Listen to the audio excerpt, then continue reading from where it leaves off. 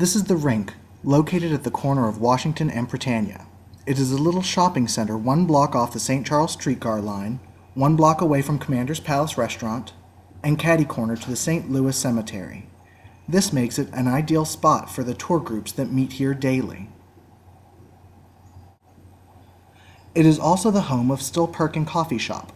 Being located in the heart of a very wealthy neighborhood and tourist destination, the clientele of Still Perkin ranges from local politicians, neighborhood residents, schoolgirls on their way down the street to the McGee School for Girls, and visitors from all over the world. When you enter Still Perkin from the Britannia Street entrance, you can see all of the public areas of the shop. To the left and right are tables surrounded by high-back wicker chairs, and right in the middle of the shop is the retail shelf. It is impossible to get to the counter without passing at least some of the retail. You can also enter the shop from the parking garage located on Washington Street. Here you can see one of Still Perkin's parking spots blocked off because an employee had just finished cleaning the floor mats. Before they had a cone to block the space, customers routinely parked right on top of the mats. This is the only area that they can use to clean the mats because of the location of the water spout. To the right of the entrance is a narrow alcove used to store the mop bucket and anything else that might be in the way. Still Perkin recently had some renovation work done, and the old toilet was placed back here. However, this out-of-the-way location did not prevent somebody from thinking that this was a functional toilet, and they stepped over the mop bucket to relieve themselves anyway. Once inside the garage entrance, you are standing in a hallway right next to the public unisex bathroom. Along the wall is a corkboard for people to hang flyers advertising everything from book clubs and yoga classes to missing pets and tutoring services. There's also a sign from the management to use pins on the board and tape on the walls. Anything stabbed into the wall is taken down and destroyed.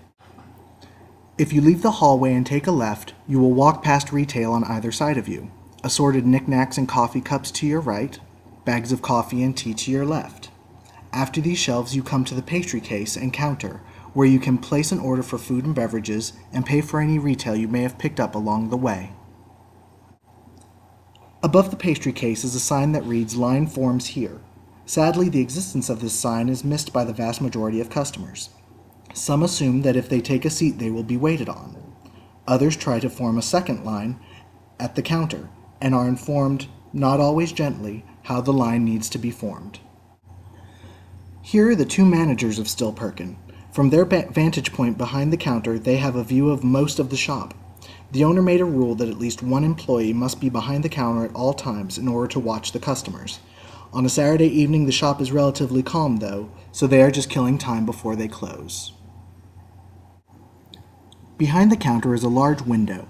Through this window you can see up into the mall. Unfortunately, people can also look down into the coffee shop. Employees have told me how disconcerting it can be to turn around to make a drink and have a face peering down at you. To them, it feels like the telescreen from Orwell's 1984. Like many public spaces, warning signs are posted to protect the customers from themselves. This sign attempts to humorously warn customers that the toaster oven is hot and that they shouldn't touch it. Just like the "Line forms here" sign, though, it doesn't always work. If a customer does touch the toaster and burns themselves, the employee simply points at the sign. This is the condiment stand. The shelves are filled with items for people to personalize their drink. This is also where the most congestion occurs. It used to be that there was a constant battle between people who wanted to fix up their drink and go, and those that wanted to strike up a conversation and linger in front of it. This was solved by building a double-sided condiment stand. This is probably the most important and most ignored sign in the shop. It hangs over the door that leads to the back. Customers are not allowed in here because this is where the safe is kept, the iced coffee is brewed, and the dry goods are stored. Many a child and confused tourist have been loudly prevented from entering the back. I, however, was allowed into the back. Here you can see the triple sink with dishes waiting to be sanitized. If an employee has a difficult time with a customer, they can come here and wash some dishes. They are still working, but taking a break from waiting on people. Sometimes employees fight over who gets to get off the counter and do the dishes. Here is the ice machine, but it is far more than just an ice machine. This is the space employees use to beg and cajole their coworkers to cover a shift for them. Some of the notes are short and sweet, others are long and dramatic in the hopes that some humor will get them their shifts covered. As I said, the back is considered a safe place by the employees. This can sometimes be only partly true. Here you see one manager venting about a customer to the other manager. They are standing by what has been named the punishment pole. This is where the owner leaves messages for employees when she has a complaint or an issue that needs addressing. The doorframe that leads behind the counter is where the managers leave notes for the other employees. It is not unusual for there to be 5 to 15 notes on the doorframe. Notes such as this one remind and clarify the store's $5 minimum policy for credit card sales, or call out a previous shift for failing to do one of the tasks on the shift change list.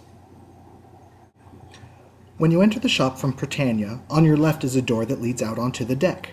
As a food establishment, Still Perkin is a non-smoking facility, but they provide ashtrays and outdoor seating for their smoking patrons. Pets, however, are never allowed because that would violate Louisiana Health Code. Many non-smoking customers enjoy the deck as well. When the McGee Girls School brings kindergartners to the shop for little field trips, the metal patio furniture is pushed together to make a sort of banquet table. Putting the class outside allows them to be as rowdy as they want and prevents them from disturbing people inside. This is also where the employees take their breaks to be away from customers. Still Perkin serves as a meeting spot for tourists and locals alike. From the mayor of New Orleans to the homeless guy who buys a small coffee and sits for an hour, Still Perkin can be a daily fix or a one-time visit.